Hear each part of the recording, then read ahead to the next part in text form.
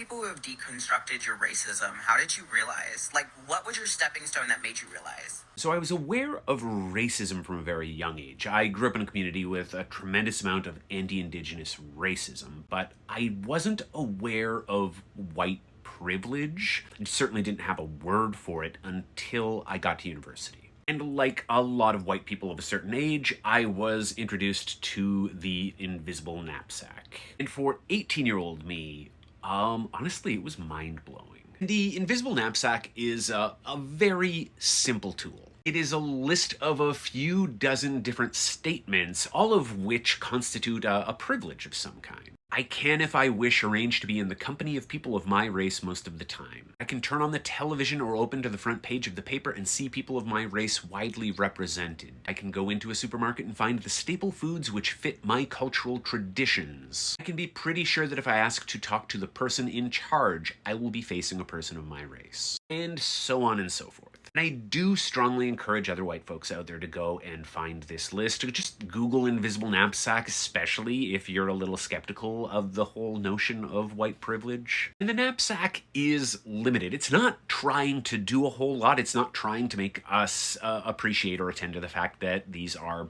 systemic privileges. But as a stepping stone to those more complex, those harder conversations, as an introduction to thinking through your own white privilege, it had a pretty big effect on me.